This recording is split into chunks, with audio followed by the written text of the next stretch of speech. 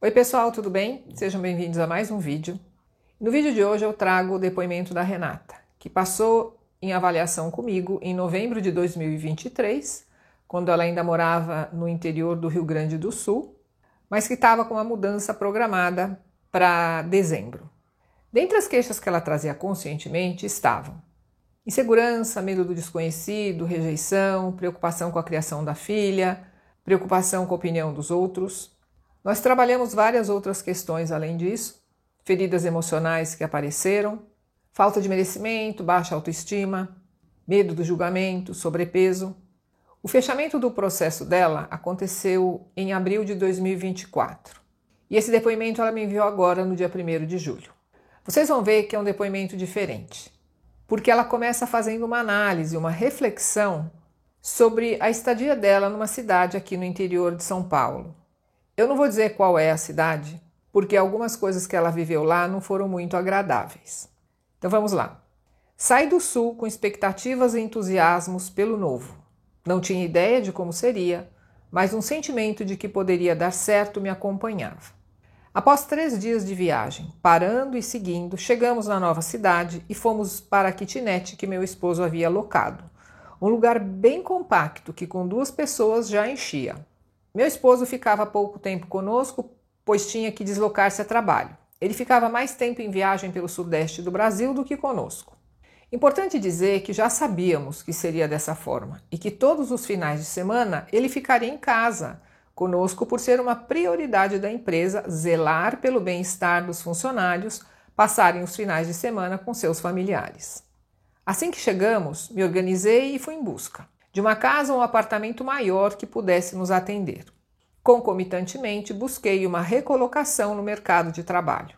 No prazo de 2 semanas, estávamos em um apartamento já mobiliado, que fez toda a diferença no momento de fechar o contrato de locação, e eu estava recolocada no mercado de trabalho.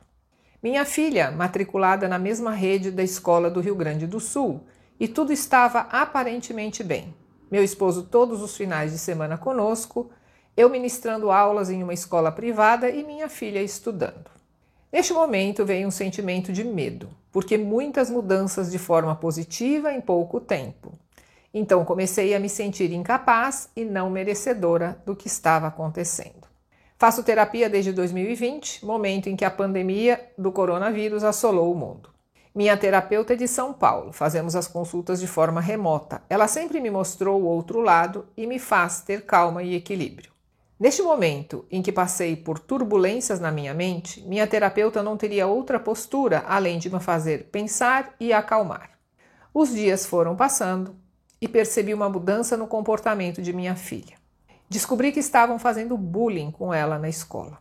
Me dirigi à escola várias vezes. Minha filha estava sendo rejeitada por outras crianças e ninguém fazia nada. Chegou ao ponto que eu solicitei que mudassem ela de turma.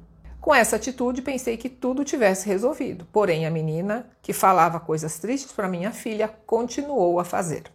No mesmo espaço de tempo em que minha filha passava por momentos de turbulência na escola, eu, em meu trabalho, passava por cobranças surreais da minha coordenadora. Precisei lidar com tudo isso e meu apoio, que é meu esposo, estava em outro estado.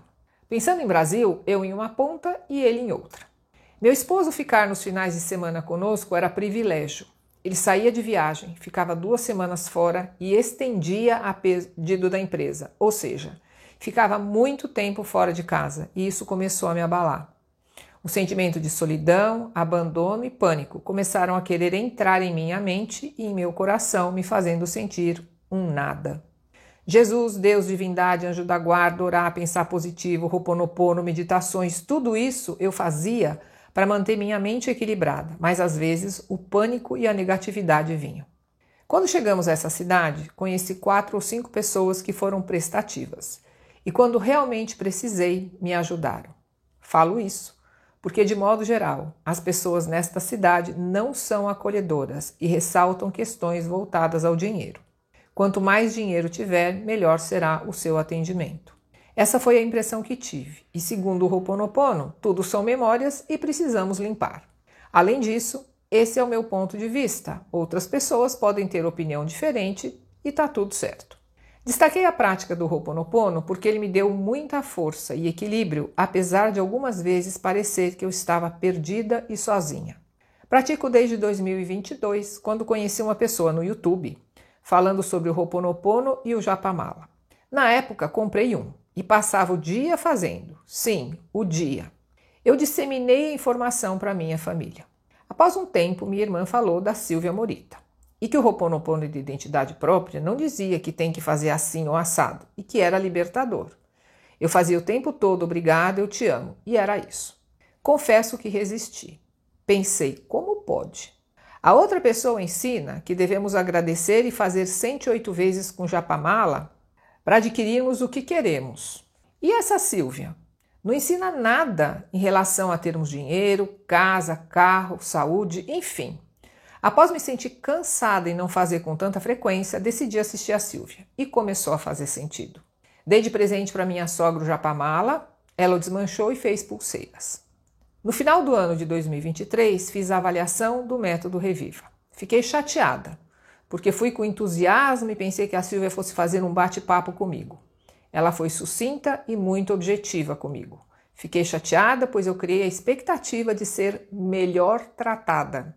Eu queria ser bajulada por ela. E ainda para ajudar, fiz a consulta com o telefone que eu tinha no momento, muito ruim. Ele tinha um chiado que eu não ouvia, mas a Silvia reclamou dizendo que chiado horrível. Mesmo assim, ela não desistiu e seguiu com a consulta. Após o término, levei 3 meses para me decidir se iria fazer o processo ou não. Nesse tempo, sempre fazendo o Ho'oponopono de identidade própria. Ocorreu então a mudança de endereço do Rio Grande do Sul para a cidade do interior de São Paulo. Em fevereiro, comecei o processo com a Silvia. Algo dentro de mim dizia que eu precisava, neste momento, concluir o processo. E foi a melhor atitude que eu tomei. Na segunda e terceira sessões, eu não percebi mudanças. Pelo contrário, como mexeu em sentimentos profundos, parece que piorou. Mas depois eu entendi que fazia parte. Já na quarta sessão, iniciei com um sorriso e na instalação dos novos downloads eu os fazia com um sorriso no rosto. Nos dias seguintes, segui fazendo todos os dias pela manhã a respiração Ra. Me aproximei da minha criança e faço o Ho'oponopono sempre que lembro. Confesso que às vezes vem medo, insegurança e eu esqueço, mas logo retomo. Estou retornando para o meu estado, Rio Grande do Sul, com minha alma tranquila e sentindo paz, porque tive a coragem de mudar de endereço para São Paulo. A vida toda morando no Rio Grande do Sul e tendo que me refazer em um estado com diferentes culturas foi desafiador.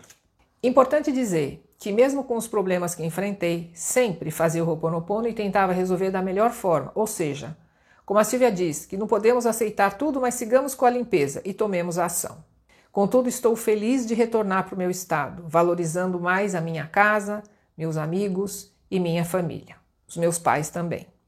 O que aprendi? Que não é errado pensar em mim, auxiliar quando possível, dizer não, não sentir culpa. Se errei, tá tudo bem. Recomeçar sempre que necessário, me acolher, prestar atenção nos meus sentimentos. Tudo é memória e se é memória precisamos limpar. Finalizando, Silvia, estava preocupada em escrever meu depoimento. Olha que interessante, não fazia ideia de como e quando. Hoje senti vontade de escrever como foi a trajetória de chegar a essa cidade em São Paulo. Pode ver que o início dessa escrita se retém a esse objetivo. Porém, no meio da escrita, me veio o seu nome e deixei fluir. Neste momento, pensei em retirar as partes que não falam sobre o método Reviva. E me veio algo muito forte dizendo, não mexa, envie como está. Então, Silvia, este é o meu depoimento. Sei que ficou longo, mas acredito que tenha sido a minha criança que me auxiliou em cada palavra.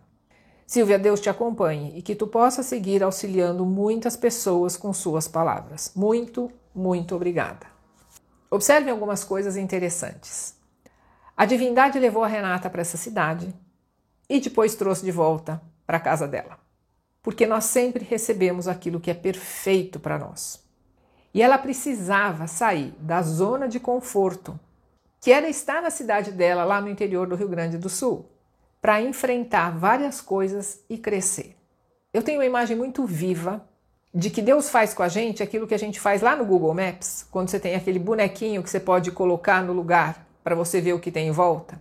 E também um tabuleiro de xadrez, em que nós somos as peças e que Deus está movimentando a gente sempre rumo ao nosso crescimento e vitória. Percebam no relato dela coisas associadas às queixas que ela tinha trazido e o que ela aprendeu nesse caminho. Com relação à insegurança, o marido quer o porto seguro, fica longe por mais tempo, ela em uma cidade que ela sentia que era mais hostil e tendo que lidar com muitas situações desafiadoras sozinha. O medo do desconhecido. Ao mudar de cidade e se ver quase sozinha, tudo era desconhecido. Rejeição.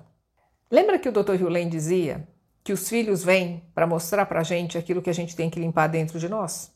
E que eu falo que eles não mostram, que eles esfregam na nossa cara? Ela viveu essa memória onde mais doía, que era ver a filha sendo rejeitada pelos colegas. A rejeição estava dentro dela e ela precisava limpar. Preocupação que ela tinha com os outros, com o julgamento, provavelmente veio na forma de cobranças surreais da coordenadora. E realmente tudo que eu trago aqui não é com objetivo ou promessa de carro, dinheiro, casa, apartamento, mas sim desse crescimento, desse empoderamento, desse aprendizado. Vejam quanto a Renata cresceu e aprendeu. Quanto ela está mais plena, mais empoderada, muito mais forte de quando ela saiu lá da cidade do interior do Rio Grande do Sul. E que ela precisava dessa jornada para chegar onde ela está hoje. Talvez, se tivesse ficado protegida na sua cidade, não conseguiria ter crescido desse jeito.